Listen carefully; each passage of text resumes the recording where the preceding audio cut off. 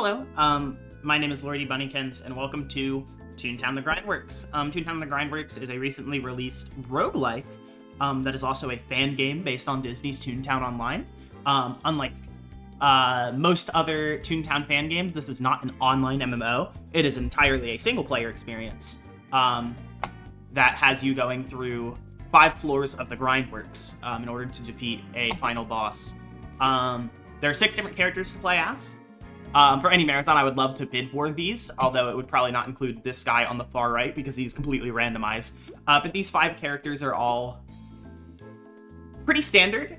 They all start the same way, and they all have an identity that makes them different, but they all play the game pretty similarly. But for the sake of this video, I will be playing as Flippy, who is the first character you unlock, and the most normal. Starts with Throw and Squirt, which I'll explain what that is, but that is the default from the original Toontown. His Throw is slightly stronger, and comes with a free revive, so pretty safe character, but not too spectacular. But time will start when I click play on the title screen here, or the character select screen, which is in 3, 2, 1, go. Now you might notice I was counting down my timer start, even though I do not have a timer on screen. This is because the game has an in-game timer. However, most notably, this game's in-game timer runs faster than real time. I have a setting on where my battle speed, so battle animations are sped up compared to normal. And in order to allow people to compare times on any battle speed, the in-game timer runs faster when you're in a battle, so you can compare. This first fight here, so for the ground floor, we get placed in a random facility. The DA office is a pretty good one here. And I got the best luck possible by getting 2 sound training frames immediately. So the way that progression works in this game is, obviously you have to make it to the end of the floor.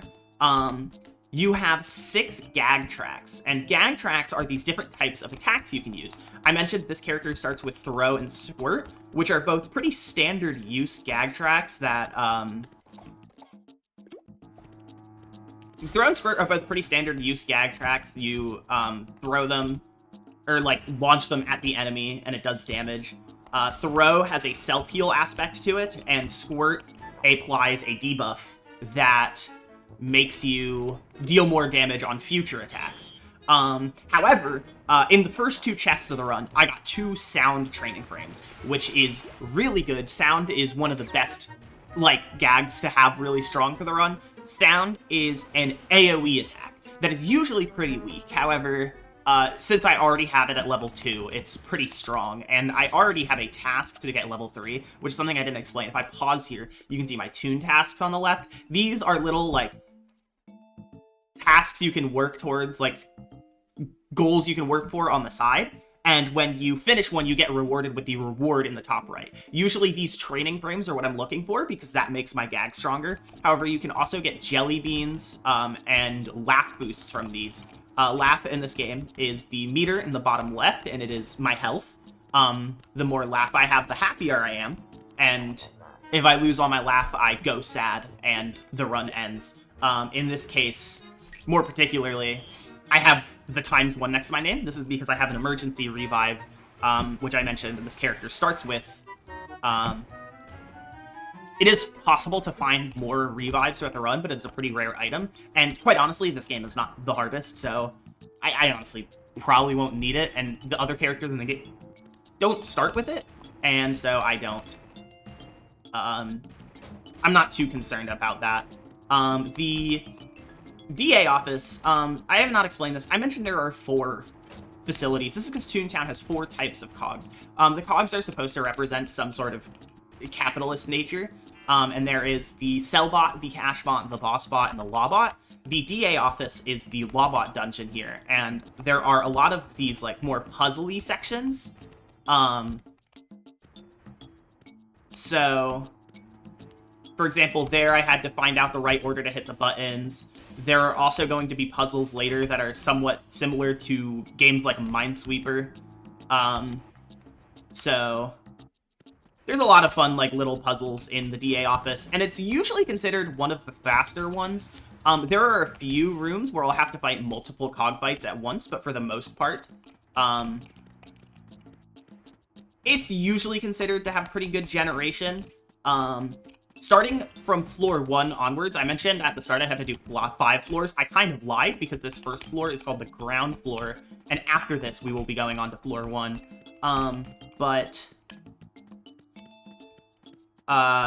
Yeah, starting on floor 1, we will be able to actually pick between a few dungeons with their own floor rewards for finishing the floor. So that'll be really nice. Here we have a shop. Usually, I'm going to double check how much this candy costs. It costs too much. I'm going to get these cat eye glasses, which up my damage but lower my defense. But for the ground floor, you don't get floor rewards. You just have to, you know, play them out. The other item I got this item earlier, is the scuba tank. The scuba tank, I mentioned Squirt applies a debuff that makes you deal more damage, or like lowers the cog's defense. By default, that is a 20% debuff. But with this item I have, the scuba tank, it is now 30%. So this is the security goon.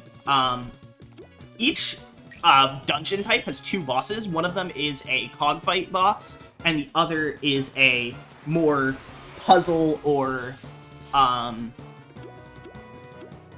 like action-oriented boss. So this is the cogfight boss of the Lawbot office. You don't really want to see this one if you're in an office. You usually want to see the puzzle-based boss, which I'll get into if we see it. Because this guy always spawns 2 waves of 3 enemies. And fortunately, I have level 2 sound, so I was able to get through it pretty fast. However, it still took like 3 turns, which I can beat the other boss in pretty much the equivalent of 1 turn. However, thanks to beating that, I also got the tasks to get a drop training frame, and I just got another drop training frame there. That's really nice. So I'm going to go here. We do have a rule in place for this game where you are allowed to reset in the starting floor of in the starting room of a floor, and this is because of anomalies. I have 1 anomaly right now, Titan Security. Anomalies are an effect that you get told about at the start of the floor. However, you are told when deciding your floor how many there are, and anomalies pretty much are little variations that change up something about the floor. So, for example, on this floor, the anomaly I got was Titan Security, which means every cogfight that was generated on this floor is going to be 1 level higher, which is pretty bad in all honesty, because that means things are going to be living a lot of attacks, but I have some pretty strong attacks already, so I figure I'll still be fairly fine on the floor. In the past, like, 20 seconds, I've gotten 3 gag frames for the drop gag, which I just used there. In normal Toontown, the kind of weight of drop is that it is low accuracy, but high damage. But this game actually does not have accuracy. All your gags will always hit unless the enemy is immune for some reason to that gag. But, so the upside of drop in this game is, I want to say that. The upside of drop is that it applies a debuff called Aftershock, based on how much damage the drop deals. It will... I only have 1 voucher, I'm going to play that safe. Depending on how much damage the drop deals, it will apply a debuff that deals damage at the end of the round. So that makes it really strong for chunking large enemies. And also, using multiple times at once. Something I have not explained is that I also got an extra turn at the start of this dungeon here, at this floor. So now I can take 2 actions in 1 turn, which is really nice, because as the cogs get stronger, again, this game, Toontown, was designed as a multiplayer game, but it's not anymore.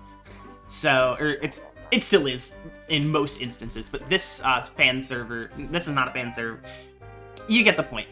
Since we're not playing a multiplayer game, we kind of need to offset that power gap somehow, and multiple turns is the way this game decides to go about it. We get our second turn at the start of this turn here, or at the start of this floor here, and then we're not going to get a third turn until the start of floor 4.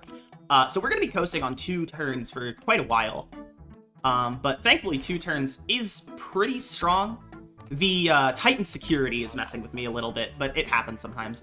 Something else I have not mentioned is how this game's point system works that I am using.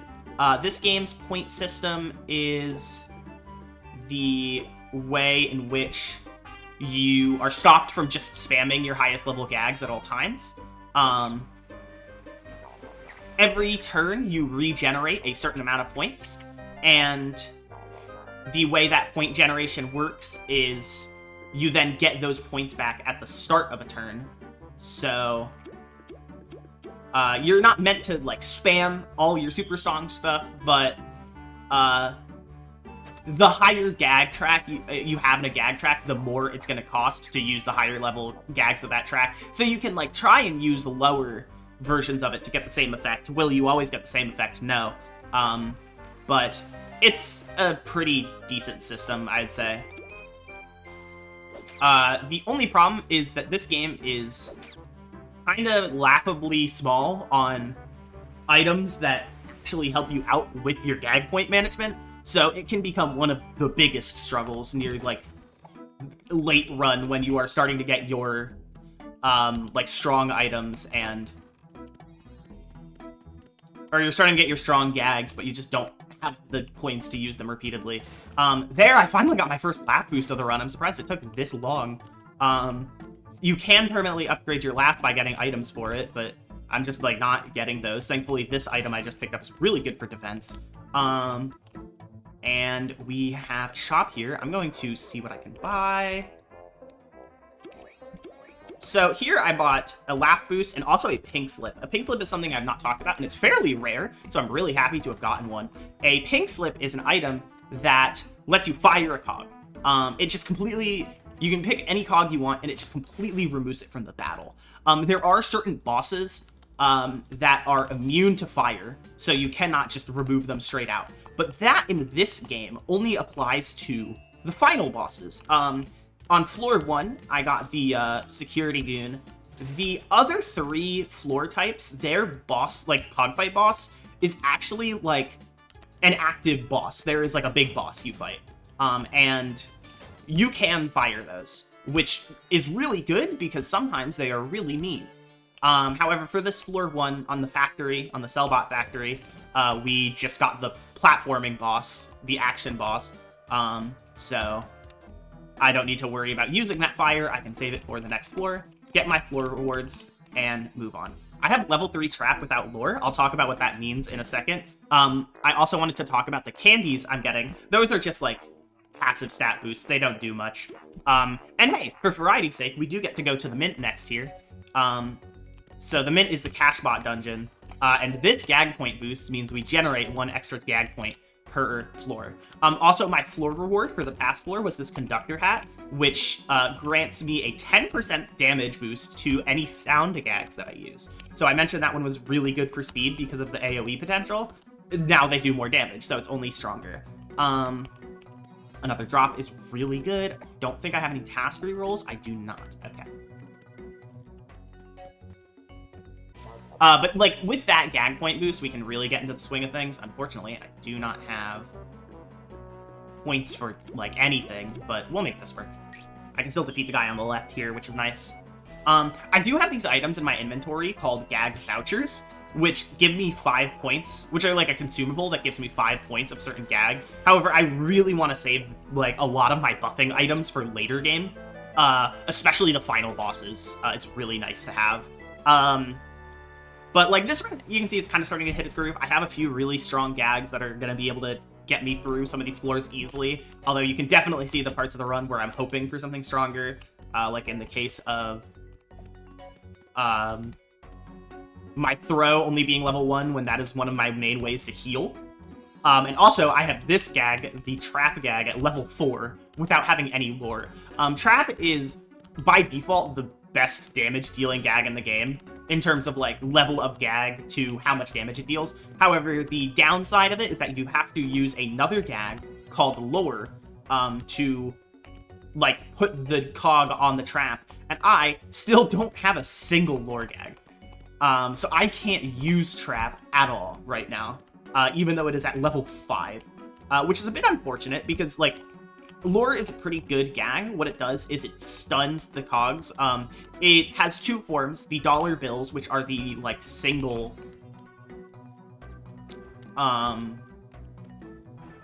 The dollar bills are the single target lures, and if a cog gets stunned by it, it doesn't move that turn. Meanwhile, the magnets and the hypno goggles are the area of effect or multi-cog lures, and they don't stop all those cogs from, like, not moving, but what they do is they lower the damage that they deal for a turn. So lore is really nice as a way to, like, negate damage. And then also when a cog is stunned, they take knockback, which knockback serves as a way to increase the damage you deal. And that can allow you to, like, really put a dent into some higher level cogs, which, again, I really need to get more lore. It's a really good gag, and I just have none of it still on floor 2.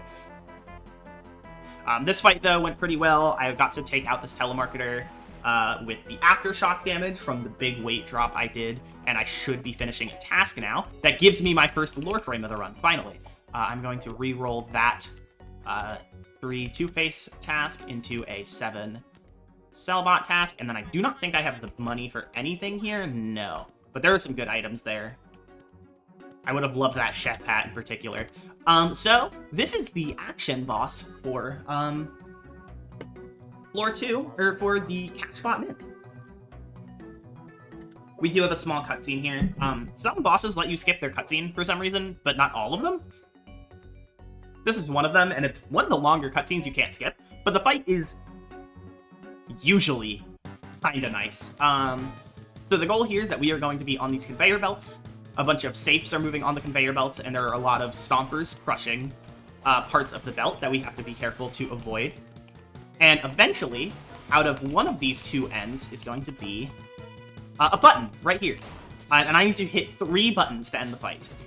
So you're going to see the golden goose get mad, switch the direction of the conveyor belts, and they're going to get faster. And once we get the second button, that's going to happen again.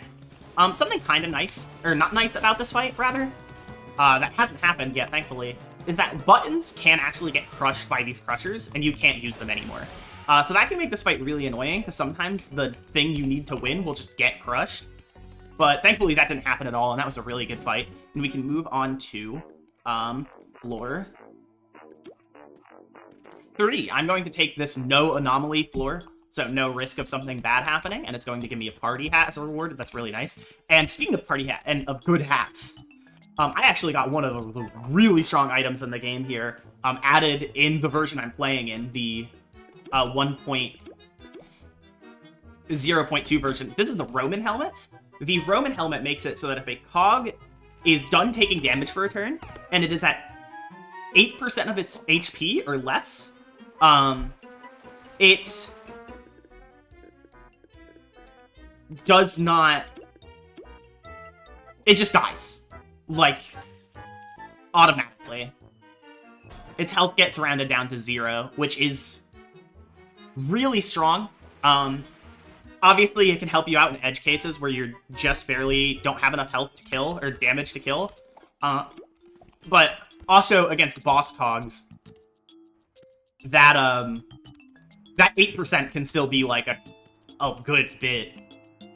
The final bosses in this game, for reference, have 2,250 HP, I believe. So you can imagine that. That's like a 8% is still a fair bit there.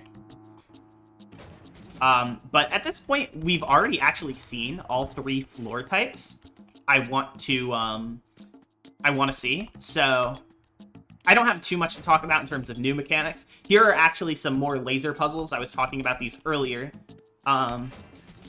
These are scary. Usually you get mini games that are like the matching game or the drag 3 of a kind game, where as long as you don't actively run into the skulls blocking the button, you won't struggle with them. But there are some games where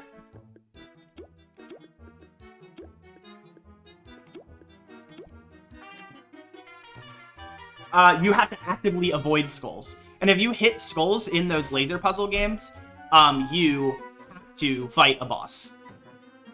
Or not a boss, but like an extra fight. Here I'm very lucky. The flunkies are one of the scariest cogs in the game. A few cogs in this game have their own effects, and the flunky's effect is that it will spawn a duplicate of itself. On this patch I'm playing on, there is a bug with the flunky where it will not spawn its duplicate of itself at the health it's at when it's duplicate.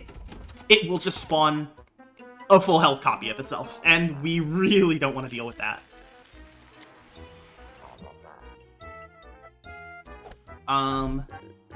So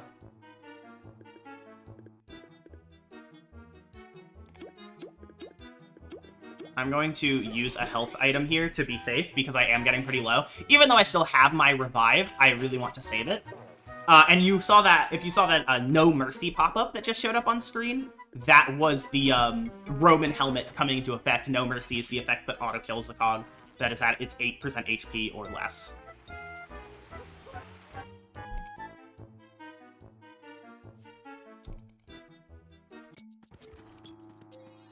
So now it is time for more floor. I don't know why I was like prepping to explain a boss fight. Skull Finder actually is a really funny one to bring up, because Skull Finder is pretty much just Minesweeper, but instead of trying to find all the mines, you're just trying to make it to the end of the board. The first row is always safe. Yeah, the first row is always safe. So you usually like just run on that row, and if you're lucky, you don't have to do anything else in it.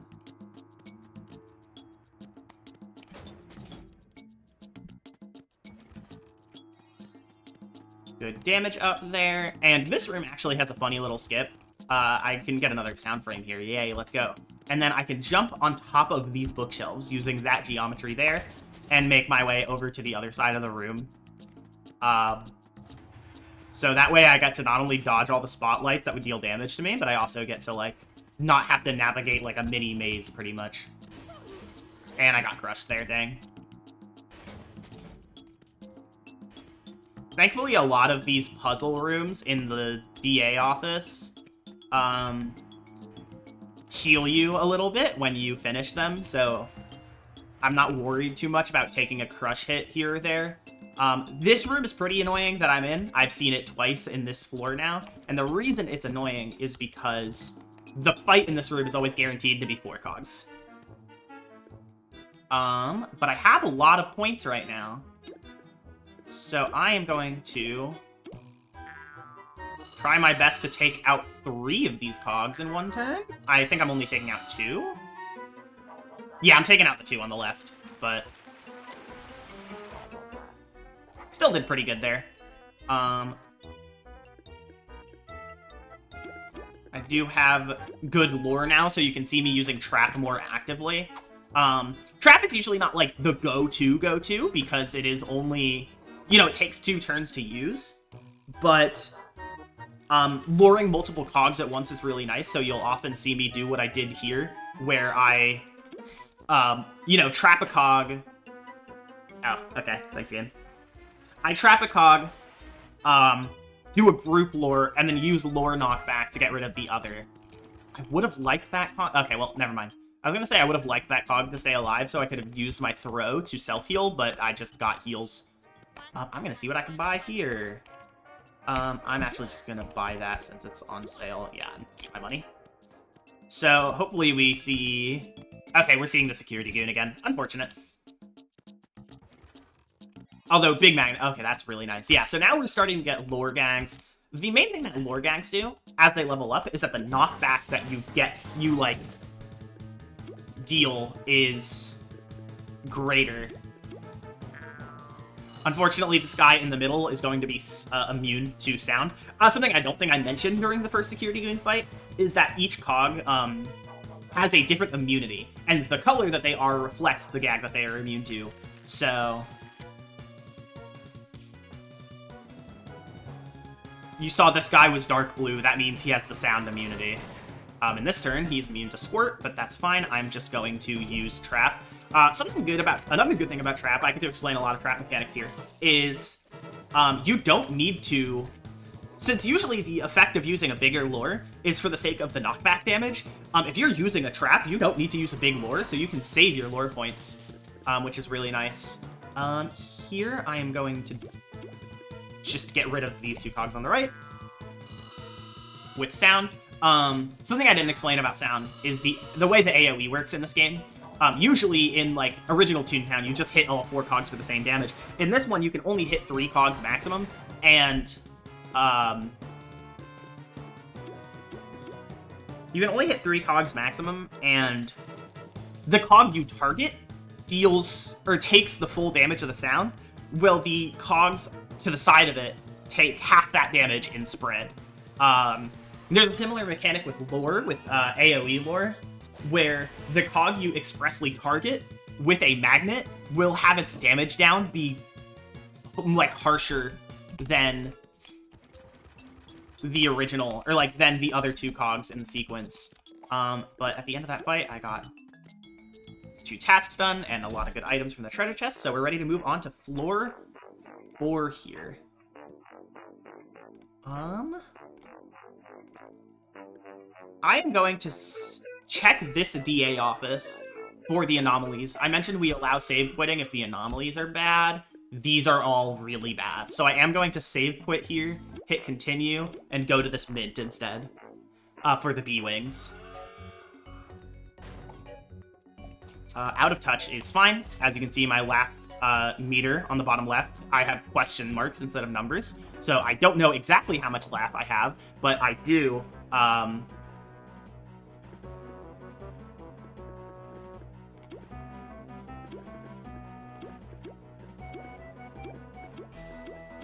I do have my teeth still, and your teeth go up and down based on the percentage of laugh you have left, so I'll have a general idea of when I'm in danger. I also don't think I've gotten a proxy cog yet, so that's something I haven't explained. On top of the 4 suit types in this game, there is also proxy cogs in this game, and what a proxy cog does is, it is like a stronger cog. It usually has better stats than a standard cog, and it also has a, like, special effect that comes with it. So the first one that I got there was the defense specialist. While it is in battle, every other cog in the battle has 25% more defense.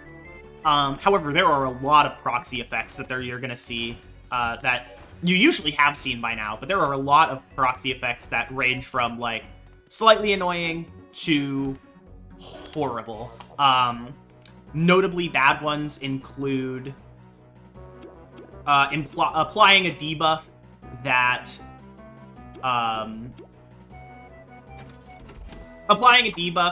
makes you take damage every turn, to having boosted damage and not being able to miss, to making all your gags cost 1 point more. So it's a lot of rough stuff in there. The defense one is pretty bad. It does make you hard focus the proxy cog, and sometimes that's just not the cog you want to hard focus. But I got through that fight pretty well, thankfully. I'm gonna throw this here just in case, but I think this set that I did should be able to take out every cog in this fight here. Yeah, okay, that No Mercy's the one that didn't die. But yeah, at the start of this floor, also, I mentioned at the start of floor 4, we get our third turn. We have a third turn now, so we're kind of going all out in terms of being able to take out cogs. The only thing that's really stopping me at this point is the lack of point boosting items. Hopefully the Samba Hat will help with this. The Samba Hat I just got makes it so that if I defeat a cog fight in 2 turns, or less, obviously, I do get... Oh, that was a mistake. Anyway, I do get, like, a boosted loot pool to pick from. Or, like, my item that I get from beating a fight gets picked from a higher loot pool.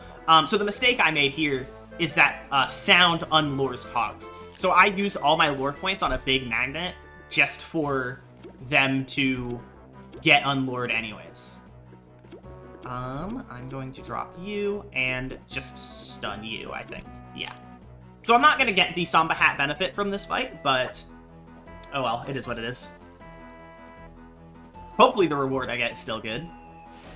I think that should No Mercy even before Aftershock? Yes. And now this guy is stunned, so I can... I actually don't really have the damage to kill this guy straight out this turn. But I can set him up to die to something easy next turn, so I can save my points. I get a tiny bit of healing, and then, oh, the No Mercy kills. Okay. Just barely enough. The Scuba Tank is probably to thank for that. The Scuba Tank, again, is making the amount of defense down that the Drench status effect gives you stronger. And here we have another... big defender. So I'm going to be heavy focusing on the macro manager on the left in order to make sure the other 2 cogs in fight can take more damage. That was a really strong hit. I'm taking so much damage here. There we go. I have a pretty high evasion stat in this run, but a not very high defense stat, and I was kind of hoping that would, you know, pay a little bit more dividend at this point in the game, but it doesn't seem to be. Thinking about how I want to handle this turn. That seems good.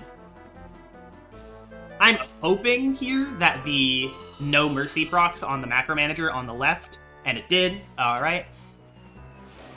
And with the Drench debuff on the guy on the right, he doesn't even need No Mercy, he just dies. Okay. And then from here, I can do this to take out the micromanager, and that is the end of this fight. As you can see, the further you get in this game, these fights go from, like, they're not child's play anymore. Especially, again, with one of my best gag tracks severely down right now. I still only have level 1 throw. And that's supposed to be helping me with my self-healing. So I'm just, like, not getting that health that I want with that, but it's fine. I still have pretty much every other gag track in a pretty good spot, so I'm not severely underpowered.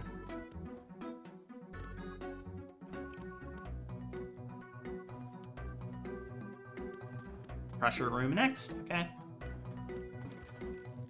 There's more defense. What are my stats looking like? Oh, my stats are really good. Oh my goodness. My luck is a little bit bad, but my evasion and damage and defense are all...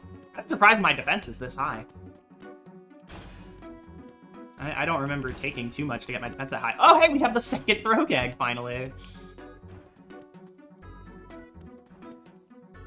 But you can see, as I'm doing my second run of the mint here, as I've already done a second run of the DA office, that this game has a lot of, like, possible rooms, like room variety. So even if I have to play the same dungeon multiple times, it'll still be different a little bit, like a bit each time. And several of these have strats like this, so that's cool. Something to note is I'm getting multiple gags to level 7 now. I just got Trap and Drop to level 7, which is the highest level a gag can reach. In the original Toontown Online, level 7 gags, even in gag tracks that were not normally AoE. The level 7 gag would always be AoE. That is not an effect in this game.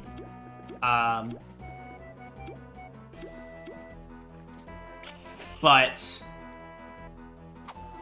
they're still the highest, like, strongest gags in that track, so you get the most use out of them there. I think the Big Cheese here might die to the No Mercy effect with Aftershock. If the Aftershock just doesn't straight out kill. No. Alright, that's fine.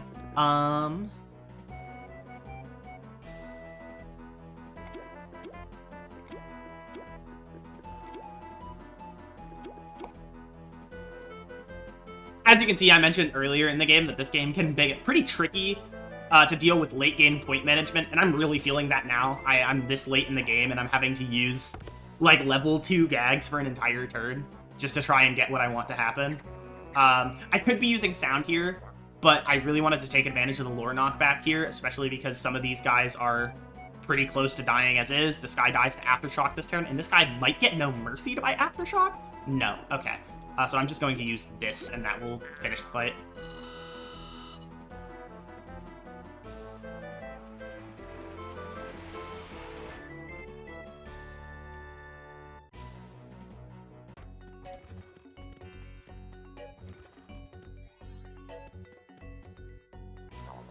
And this fight has a proxy cog. Hopefully it's not too evil. It is this guy. I don't like this guy. However, I do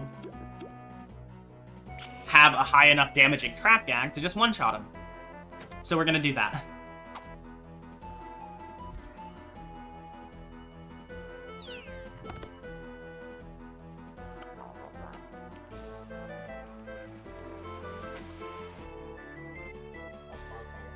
And these two animations will play out.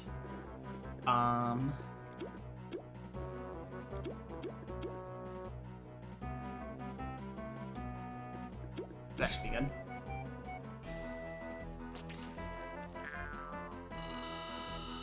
Yeah, that's nice. I actually don't know if either cog dies here. I think the guy on the right gets No Mercy. Yeah, okay, cool. And how much damage is this guy at? 58. I am going to do that to try and save my power gags and get some self-heal. Yeah. Perfect. Unfortunately, we really have not been able to get use out of the Samba hat. But I'm still dealing with fights in a good couple of turns. It's not getting too bad here.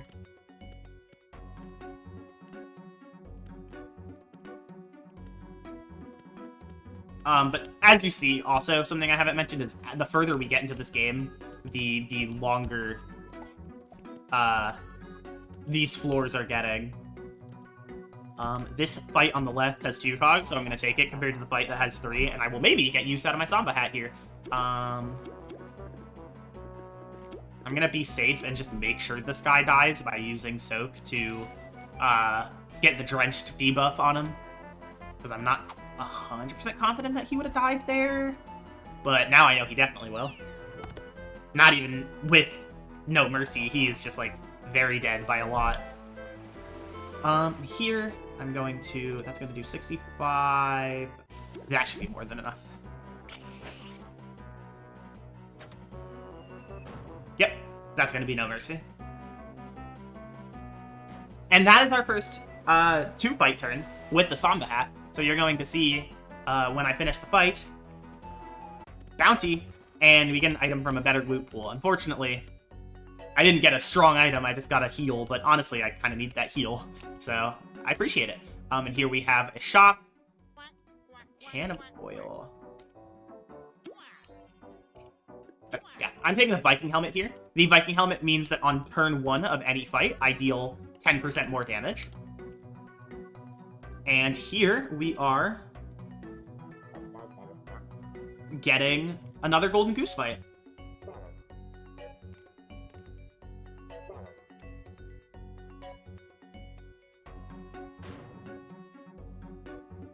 So I mentioned the Golden Goose already is a pretty standard fight, or pretty just like standard action fight. not much to talk about here. I'm kind of chill with getting more action bites because I did mention my pink slip from white earlier in the run, and if I can save that for like an even later boss, I'm down. There's an example of a switch we need to hit getting crushed, so that is unfun. That means we just don't wait for another one. There's one. Yes, that's one.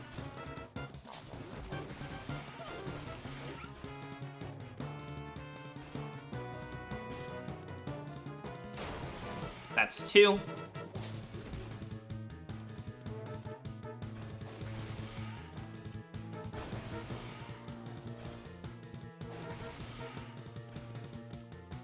Oh, it was right under me, dang.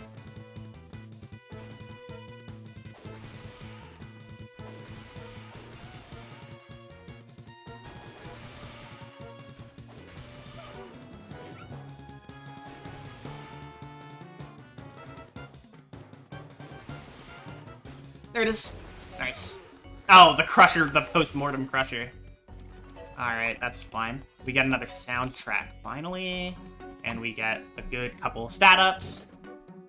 And for our last floor before the end here, I'm going to take another mint. I guess the dungeon variety really fell off a cliff in this run, but I want to be safe here. So we're just going to take the last mint with our new Viking hat and our square frame glasses reward. The one stat I've been kind of lacking on a little bit in this run is the luck stat. You can see the rest of my stats are pretty good. So here's hoping the square frame glasses really turn that around. Because I do also have the dorky glasses, which those two items synergize really well.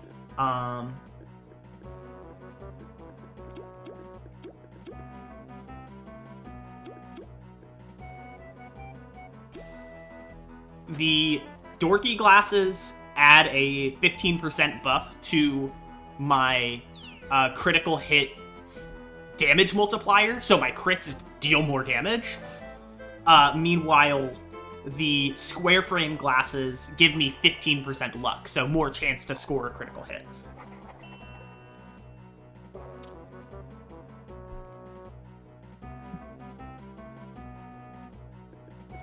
Our new sound gag, I'm going to do this to be safe, and then use my new sound gag to take out these two cogs here. Thankfully, another 2-cog fight means pretty easily got the Samba hat buff, and the pirate hat I got earlier. I got the pirate hat long before we saw our first proxy cog, so I didn't explain it, but the pirate hat makes our... makes it so we get 2 jelly beans, which is our currency, every time we defeat a proxy cog. So the more proxy cogs we get there, the more money we get, which money is neat. Oh, yeah, another throw track. More throw tracks, please. Oh, wow, actually more throw tracks. I might be able to actually get myself healing online soon. That's really nice. That's really nice, actually, too, because of the turn order. I haven't explained this when it comes to lore knockback, but the order that the gags show up in the, like, select menu, so from top to bottom, is the order that they get used in the battle. So if I want to use lore knockback on the same turn that I apply the lore, I need throw. So with better throw, I'm able to take better advantage of that and deal more damage to, like, a cog on the same turn that I'm trapping it.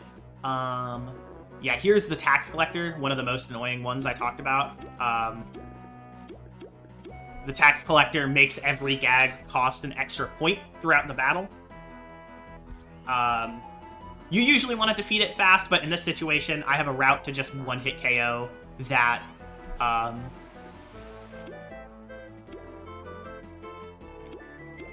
have a chance to just one-hit KO that Mingler on the left, or on the right, and then use my points that I didn't use to one-hit KO the stunt double here, so that is a good 2-turn fight.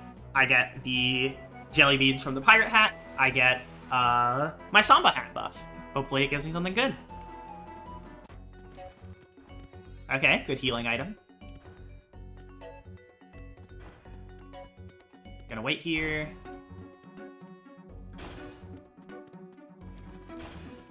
Tiara. Ooh, that's really nice. Okay. this is a really good special case item. The tiara makes it so on the first turn of a battle, a cog has a 50% chance to just skip its turn.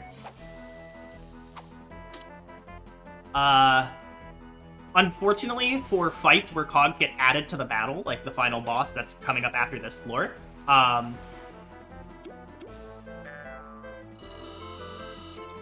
it doesn't count the fight, or the turn that a cog joins the fight, it just counts the first turn. So, bit unfortunate there, but still a really good item for this game. Just like the opportunity to not have to take damage in certain scenarios at the start of the fight is really nice. Pairs really well with our build right now, where we're taking out fights super quickly and getting a bunch of buffs for it. So I will absolutely take that. I'm going to start damaging this guy and try and take out the guy on the left. Good. Oh, I crit the guy on the left. That means I probably could have saved this piano and saved a point.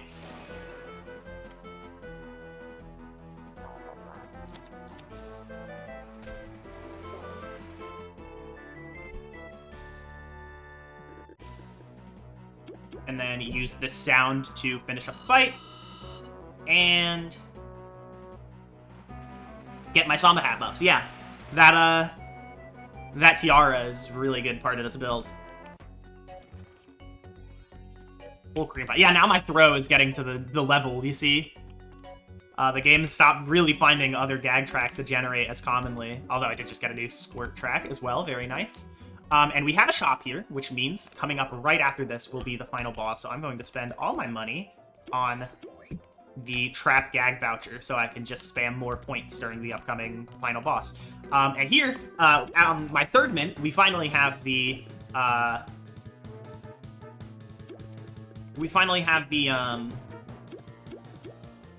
hog fight battle in the mint, the ground floor investor.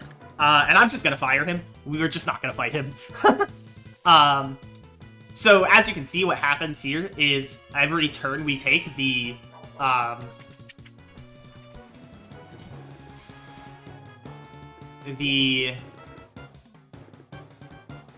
floor lowers slowly into the lava. So we want to take out this fight fast before we get burned to a crisp. Thankfully, I'm going to be doing it in just 3 turns here. I don't even need to use a very strong gag. I can just use this level 3 squirt. And even if he doesn't die with the drench debuff, which he did, no mercy would have taken care of him.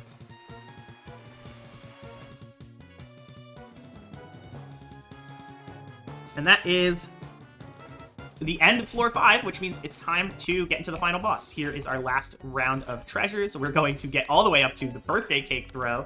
So now our throw is already like above our lore, which also took a long time to get started in this run. And we are going to go to the executive office. This is where the final boss takes place. This run is pretty strong, but I don't really have any point management, and also my lab is pretty low. I do still have my bonus revive though, so we will probably get something out of it. Let's get started. We do have 3 treasure chests. This one will always be a full heal. This one, and these 2 will, I think, always be a gag track, unless you have every gag track already, in which case I don't 100% know what they are. But this is the final boss here, and immediately I'm going to start using a lot of good gags here, as well as all these buffs. I have not explained these buffs, because I haven't used them at all. In the multiplayer Toontown servers, those buffs are instead tune-up gags, which is what someone in the party can use to heal other members in the party. Really good crit there. However, in this game, those items are not usable gags, but instead consumables that give you buffs. I do not have any high dives, which is an all-stat boost. However, I have several individual stat boosts in which I can boost the 4 main stats of the game: my luck, evasiveness, damage, and defense. So this is the traffic manager and the whistleblower. Each of the 4 cogs has their own, or each of the 4 cog types has their own final boss that you can get. So this is a pretty annoying pair. However, by far the whistleblower is the scariest cog on the board. So I'm absolutely going to be aiming for her first. The Whistleblower, every couple of turns, will boost cogs that have been damaged to deal more damage and have more defense. And also will, at certain points in the fight, cut off my regeneration of certain gag tracks, meaning I will not gain points in those gag tracks at all without the use of items. Thankfully, I've gotten some really lucky crits on her, and she is going down fast, but I'm losing access to a lot of gags because of the Traffic Manager special ability. Currently, Red Light is in play, and Red Light means that,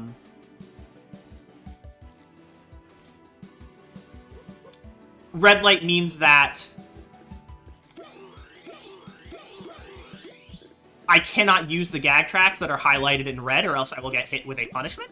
I am going to say screw it and face tank that punishment this turn, because I want to just deal as much damage to the Whistleblower as possible. And drop is the best way to do that right now. She should be almost dead. Keep in mind I also have No Mercy, and that No Mercy effect works against bosses. So after this turn of damage I am taking, or rather not taking, because I am dodging almost everything, she is going to get hit by Aftershock, and that might be enough. No, it is just barely not. Okay. Another set of budget cuts, and then after 3 turns of Red Light, the Traffic Manager switches to Green Light. And Green Light just means that instead of not being allowed to use certain gags, I am forced to use certain gags here. So this turn it is Squirt. I'm going to just try my best to take out the Traffic Manager here. I think this trap will be enough for No Mercy to proc, even if it does not directly kill her. So, damage down these 3. These 2 are going to get trapped. Good crit on the TNT there. And yeah, there is No Mercy taking out the Whistleblower. The lights are going to get a little bit more sinister here. However, the fight does not actually change here.